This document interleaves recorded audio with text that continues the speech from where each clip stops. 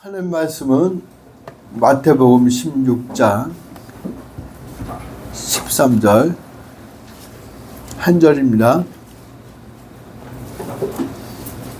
마태복음 6장 13절 다 같이 한 목소리로 읽겠습니다. 시작. 우리를 시험에 들게 하지 마옵시고 다만 악에서 구하옵소서. 나라와 권세와 영광이 아버지께 영원히 있사옵나이다. 아멘. 오늘로써 주기도문을 마치려고 합니다. 그래서 우리를 시험에 들게 하지 마옵소서라는 제목으로 지난주에 은혜를 받았고, 오늘은 그 뒤로 비슷한 이야기입니다. 다만 악에서 구하옵소서, 이 제목으로 은혜를 받고자 합니다.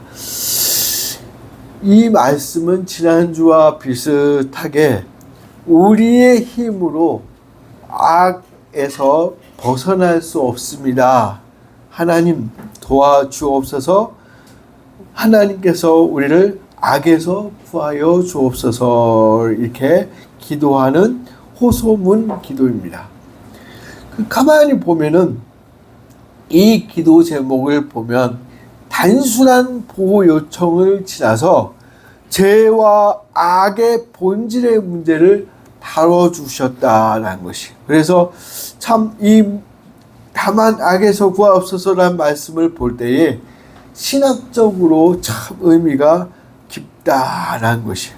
그래서 주기도문은 하나님의 영광으로 시작해서 하나님의 나라를 다루고, 그 다음에 성도들의 문제, 그리고 악에 대한 문제까지 다루고 있음을 볼 수 있는데, 그렇게 보니까 주님이 가르쳐 주신 기도문에 대해서 우리가 바른 이해가 필요하다는 것이, 이 주기도문을 우리가 예배 시간 때마다 매 주일마다 예배 끝날 때 암송하고, 좀 더 구체적으로 기도를 많이 하신 분들은 기도할 때마다, 개인 기도할 때마다 외우는 것을 볼 수 있습니다. 그런데 이 주기도문을 외울 때, 암송할 때 습관적으로 기도해서는 안 된다는 것이죠. 계속해서 이 주기도문을 우리가 배울 때마다 형식적으로 암송해서는 안 된다. 그 구절마다 깊은 뜻이 있어서 그 깊은 뜻을 상기하면서 우리가 외워야 된다고 배워왔습니다. 오늘도 되게 중요한 말씀이에요. 다만 악에서 구하옵소서에서 이 악이라는 이 단어, 포네이우로라는 이 단어는 우리가 다 잘 아는 죄악을 말씀하고 있어요. 죄악. 이 죄악을 우리가 풀이를 하게 된다면 도덕적인 타락, 고통, 재앙 등 인간을 둘러싼 모든 부정적인 것을 다 말하고 있다는 것이죠. 이것을 우리가 신학적으로 표현하자고 하면, 뭐 어려운 표현은 아니지만 하나님과의 관계를 멀어지게 하는 이 관계를 죄악이다 표현하고 있어요. 즉 우리는 단순하게 어떤 나쁜 짓을 안 하면 이 죄와 악에 대해서 범죄하지 않는다라고 생각들을 많이 합니다. 그런데 그게 아니라 성경에서는, 신학적으로는 하나님과의 관계가 멀어지는 것을 죄악이라 표현하고 있다는 것이죠. 그러니까 이건 죄가 아니라고 생각하지만 성경에서는 죄로 표현한 것이 뭐냐? 하나님과 관계가 멀어지는 것을 말하고 있다. 날마다 나를 위해서 기도하라 라고 했는데 점점 기도가 줄어들고 기도하기 싫어지고 예배하기 싫어진다. 그러면 그 자체가 죄악이라는 것이에요. 그래서 우리가 생각할 때에 참 이 다만 악에서 구하옵소서라는 이 문제에 있어서 우리가 쉽게 넘어갈 수 있는 부분이 아니다라는 것입니다. 그런데 이 악, 포네이루라는 단어를 볼 때에 죄악이라고 했는데 원문을 보니까 앞에 정관사가 붙어요. 호라는 정관사가 붙으면서 호포네이로스라고 표현이 되어 있단 말입니다. 우리가 다 아는 것처럼 어떤 문서를 쓸 때에 대충 쓰지 않고 그 정관사를 붙이느냐 안 붙이느냐 참 중요하잖아요. 그러니까 여기에서 정관사를 붙였다는 것은 뭐냐면 악이긴 악인데 그가 붙어요. 그 악. 근데 이 정관사를 보면 그 악한 자라는 거예요. 그 악한 자. 그러면 이 악한 자가 뭐냐? 우리가 잘 아는 사탄이요, 마귀요, 악한 영을 말하고 있다라는 거예요. 그래서 본문을 더 정확하게, 더 디테일하게 번역하자면 악한 자, 곧 사탄이나 마귀 혹은 악한 영에서 우리를 구하옵소서라고 표현이 된다라는 것이요. 그래서 지난주에 우리가 살폈던 우리를 시험에 들게 하지 마옵소서라는 표현은 방어적인 표현이에요. 그에 반해서는 다만 악에서 구하옵소서라는 것은 적극적인 표현이라는 것이죠.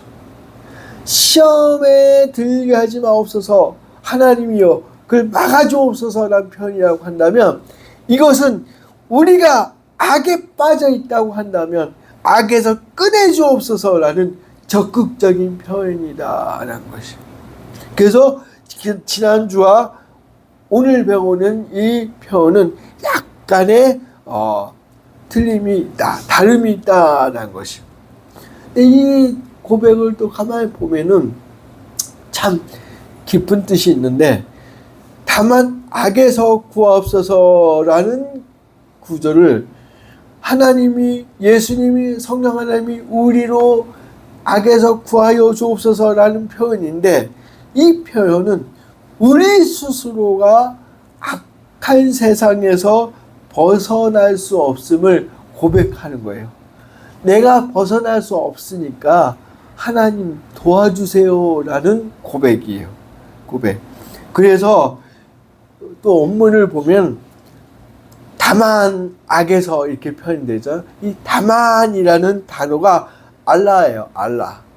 이 알라는 뭐냐면 꼭 굳이 이걸 번역하자 그러면 그러나 아니면 그럼에도 불구하고 라는 표현이거든요. 근데 이거를 가만히 지켜보면 보통 뒤에 따라오는 그 표현을 강조하고 있다라는 것이죠. 강조하고 있다. 즉 악에서 구원하시는 분은 오직 하나님밖에 없음을 강조하면서 제발 나를 악한 자에게서 강하게 꺼내주옵소서, 그렇게 기도하라는 것이죠. 그렇게 기도하라. 말하자면 사람은 아무리 발버둥 쳐봐도 사탄을 이길 수 없으니 하나님은 할 수 있는 분으로서 절대적인 주권으로 우리를 악한 자에게서 꺼내주옵소서라고 기도해야 된다는 것이. 이 사실 믿으시고 매일 기도해야 될 줄 믿습니다. 안 그러면 우리가 악에 빠져서 살 수밖에 없다는 것이죠. 이 악이란 것은 전에도 잠깐 이야기했던 것처럼 어떤 나쁜 짓을 내가 겉으로 해야만 악이 아니에요. 좀 전에 제가 말씀드렸던 것처럼 어떠한 부정적인 행동들, 하나님과 거리가 멀어진 그 자체 다 죄라는 것이죠. 다 죄예요. 예를 들면 주식에 빠져 있는 사람들, 주식이 뭐 나쁜 거야? 그거 잘만 이용해가지고 잘만 돈 벌면 되지? 네, 맞아요. 잘 이용하면은, 잘만 이용해서 옳은 방법으로 돈을 벌면 돼요. 그런데 여러분들 주식에 빠져 있는 사람들은 그 정도를 잘 스스로 가늠하면서 할 수 있느냐는 거죠. 없더라는 것이죠. 제가 볼 때에. 왜냐, 주식한 사람들은요, 예배를 드릴 때, 뭘 할 때, 일을 할 때 핸드폰을 옆에 놓고요, 자기께 올라가나 내려가나 계속 보고 있다는 것이 빠져가지고 계속. 그럼 그게 우상이잖아요. 그게 바로 그게 우상이에요. 그게 하나님보다 더 의지하는 그 자체가 우상이고, 그게 바로 악이란 말이에요. 여러분들 요즘 텔레비전에 유퀴즈라는 그 프로 보십니까? 저기 유재석하고 조세호가 이렇게 유명한 사람들, 꼭 그렇게 유명하지 않지만 이슈되는 사람들을 모셔다가 인터뷰하고 문제 풀고 하잖아요. 얼마 전에 제가 그걸 보고 저 사람하고 나하고 딱 똑같다, 내가 받았지, 이런 말을 한 적이 있어요. 이 주식에 대한 건데, 저는 이 주식을 어떻게 생각하냐면 나쁘다고는 생각 안 해요. 왜냐, 한 회사에 딱 정해서 그 회사가 잘 되길 원하는 마음으로 투자하는 거지 않습니까? 그래서 그 잘 되면 연말이나 뭐 때가 되면은 그 수당 같은 걸로 내가 돈을 벌 수 있다. 그 자체는 나쁘다고는 생각 안 합니다. 근데 뭐냐면 딱 투자해놓고 오르면 팔고 내리면은 불안해하고, 그러니까 오를 때 팔라고 계속 쳐다보고 있는 거, 그거는 저는 투기라고 생각을 하는 것이죠. 근데 어떤 사람들은 그거를 그것도 기술이지 않냐고 그러는데, 그걸 기술이라고 해야 되는지 잘 모르겠지만, 그 유퀴즈에 누가 나왔냐면 한 개인으로서 우리나라에 유일하게 몇백억을 번 사람이 나왔어요. 여러분들도 봤는지 모르겠지만, 하고 무심코 틀다가 봤는데 그 사람이에요. 그래서 야, 저 사람이 뭐라고 하는지 나도 한번 들어보자. 들었는데 나하고 똑같은 생각을 하고 있는 거예요. 뭐냐, 오르면 팔고 내리면 어쩌고 하고, 그거는 도박이라 했고요. 그 사람 말은. 근데 어떻게 그렇게 돈을 벌었냐고요. 자기는 그거는 아니고 하나 딱 사놓고요, 딱 그 회사를 위해서 서포트 해주고 계속 그 교회 다니는가 봐요. 기도해주고 막 그렇다는 거예요. 그래서 계속 수당 같은 거 나와도 돈이 쌓일 거 아니에요. 잘 되면 안 뺐대요. 계속 놔두고 어느 정도 또 쌓이면 그 돈을 또 빼가지고 다른 데 또 투자하고. 그것도, 그러니까 이 사람은요 진짜로 투자를 한 거예요. 어떤 회사에다가. 근데 처음에는 돈이 안 벌렸다는 거죠. 근데 그 주식을 몇십 년 하다 보니까, 그런 식으로 하니까 자기가 재산을 해보니까 몇백억이 되더라는 것이죠. 그러니까 절대로 오르락 내리락 할 때 그걸 이용해서 절대 그거 하지 말라는 것이죠. 도박이라는 것이고. 그 사람 말은 그거예요. 주식 투자를 할 때 제대로 하라는 거예요. 제대로 투자를 할 때에 우리한테 그게 제대로 오는 거지, 그게 아니라고 한다면 그건 잘못된 겁니다 라고 이야기하는 거죠. 그러니까 우리가 어떤 것을, 뭐 주식뿐만 아니라 어떤 것을 하더라도 그 선을 넘지 않고 그 방법을 제대로 터득하면서 하나님께 영광을 돌리는 그 범위 안에서 우리가 살아야지, 그걸 벗어나고 그걸 어떻게 하려고 하다 보면 그것이 하나님과의 관계가 멀어지면서 그것이 우상이 되고 악이 되는 것이고 죄가 된다는 것을 믿으시기 바랍니다. 그 정도를 우리가 지키기가 정말 힘든다는 거예요. 그래서 기도해야 된다는 거예요. 악에서 구하여 주옵소서. 나는 안 된다는 거예요. 우리 인간은 안 된다는 거예요. 왜? 죄인이기 때문에. 죄인이 아니면 신이잖아요. 신이 아니기 때문에 우리는 신이신 예수님, 하나님께 기도를 해야 된다는 것을 우리가 알아야 된다는 것을 믿으시 바랍니다. 근데 또 이렇게 막 강조를 하면 불안해요. 그럼 우리는 어떻게 해야 돼? 기도하고 악에서 구해달라고 이렇게 기도하면 우리는 어떻게 해야 돼? 만약에 악에 빠지면 우리는 뭐 혹시라도 지옥에 갈 수밖에 없는 건가? 막 이렇게 또 걱정하시는 분도 계셔요. 그러나 우리는 사실 염려할 건 없어요. 염려할 건 없어요. 왜 그러냐? 예수님께서 이미 이 악과 전쟁을 해 주셔서 실패하신 것이 아니라 승리해 주셨기 때문에 그렇다는 것이죠. 저와 여러분들이 예수님을 믿고 구원받았다는 확신이 있으신 분, 택함을 받아서 이미 하나님의 자녀가 된 백성이라고 한다면 염려할 필요는 없다는 것이죠. 왜?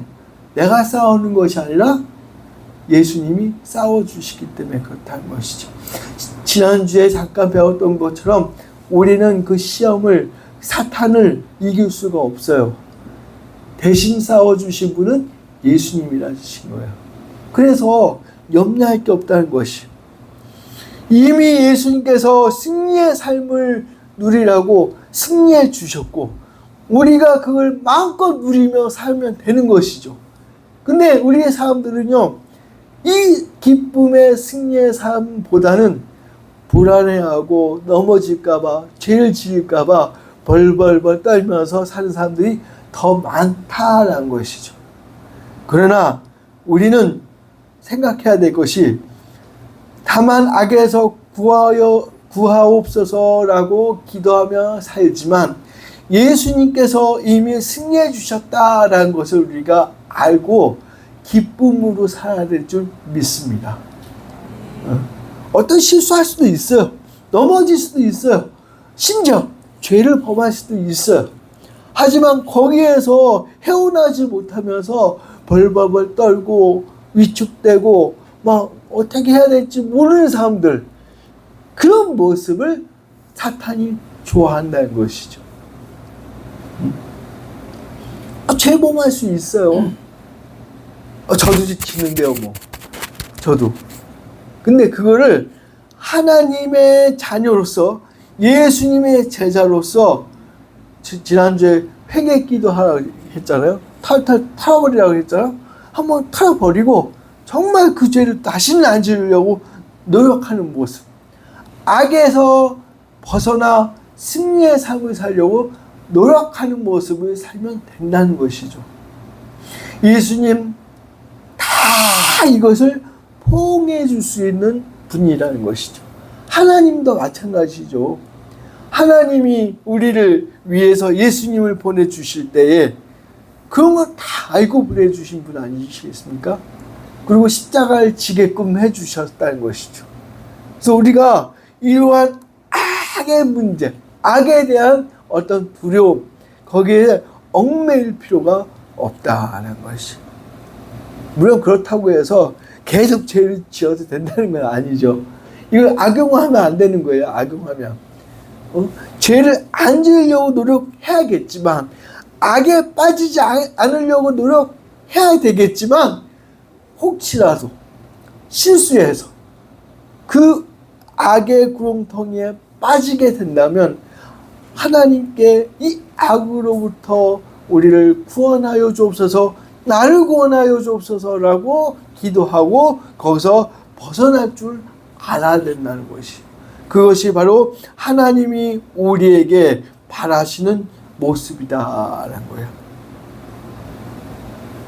사탄이 우리에게 유혹할 때, 악과 죄로 우리를 유혹할 때 가만히 보면 그 사람의 가장 악한 부분을 건드리는 것을 볼 수가 있습니다.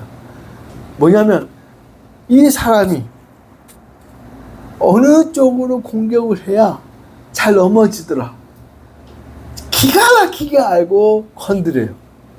여러분들도 그런 게 있을 거예요.